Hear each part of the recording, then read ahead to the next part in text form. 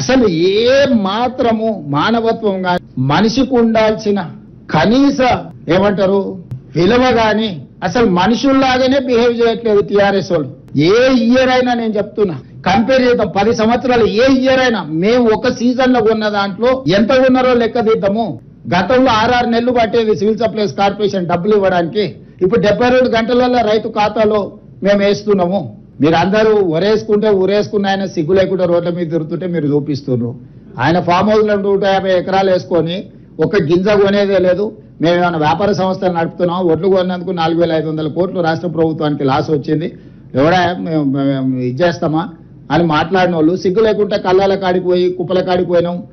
వర్షం వస్తే వడగళ్ళ వాన పడితే నష్టం జరిగితే రైతు పోయి సాయం చేయాల్సింది పోయి ఆడ దిగి సెల్ఫీలు దిగుతున్నారు. రైతు చచ్చిపోతే ఆ కుటుంబానికి సానుభూతి చేసి గతంలో 1000 కోట్లు కొల్లగొట్టిన నాటికెళ్ళి ఆ కుటుంబానికి 2 లక్షలు 5 లక్షలు ఏమైనా ఆర్థిక సహాయాన్ని అందిస్తారని ఎవరు పల్లికలు ఇస్తారు. పోయి వాళ్ళ శవము వాళ్ళు చనిపోయి వాళ్ళ కుటుంబం దుఃఖంతో పుట్టాడు దుఃఖంతో ఏడుస్తుంటే పల్లికలు ఇచ్చుకుంటే ఫోటోలు దిగి చూసిరా రైతు చచ్చిపోయినారు. రైతు చచ్చిపోయింది చూసేది ఏంది అందరికీ తెలుసు కదా. దొంగ సొమ్ము అంత ఉంది, కొంచెమన్నా వాళ్ళకి ఇవ్వచ్చు కదా. అసలు ఏ మాత్రము మానవత్వం గాని మనిషికి ఉండాల్సిన కనీస ఏమంటారు విలువ గాని అసలు మనుషుల్లాగానే బిహేవ్ చేయట్లేదు టీఆర్ఎస్ వాళ్ళు. ఏ ఇయర్ అయినా నేను చెప్తున్నా, కంపేర్ చేద్దాం 10 సంవత్సరాలు ఏ ఇయర్ అయినా మేము ఒక సీజన్ లో ఉన్న దాంట్లో ఎంత ఉన్నారో లెక్క తీద్దాము.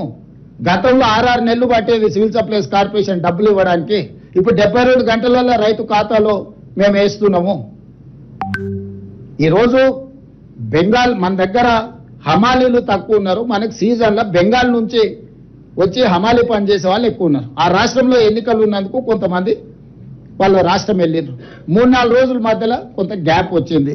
నిజంగానే రైతుకు సమస్య వచ్చింది, మాకు దుఃఖం ఉన్నది, రైతు పట్ల మాకు కన్సర్న్ ఉన్నది. మేము వీలైనంత వరకు ఎంబర్బడి క్షేత్రస్థాయిలో కలెక్టర్లను మంత్రులను అందరిని పంపించి మేము ప్రయత్నం చేస్తున్నాం. మీరు కూడా ఏదైనా సూచన చేయండి. వాళ్ళ చావుల మీద పేలాలు ఏరుకోవాలని ఈ శవ రాజకీయాలేంది, కొంచెమన్నా సిగ్గుపడాలి కదా. ఒరేస్తే ఉరేసుకుంటారని చెప్పిన వాళ్ళు ఒరేసుకుంటే ఉరేసుకున్నట్టే మేము కొనమని నిక్కచ్చిగా మేమన్నా వ్యాపార సంస్థను అర్థమైతే లేదు చేసినామని చెప్పిండ్రు. మా పోలీస్ సిబ్బంది చెప్పిందే నేను ఒకవేళ సరెండర్ చేస్తే వాళ్ళ పిల్లవాడిని వాళ్ళ ఇంట్లో పెట్టుకొని పోలీసులను పిలిపించి అప్పచెప్తారు. అప్పజెన్షన్ మీ ఇల్లా నా ఇల్లా, రోడ్డు మధ్యలో పోలీసులు నాకాబందీ చేసి వెహికల్స్ని చెక్ చేస్తున్నప్పుడు అప్పా జంక్షన్లో బండి భగీరథ పోలీసులకు చిక్కిండు. ఇది మా పోలీసులు నాకు చెప్పింది.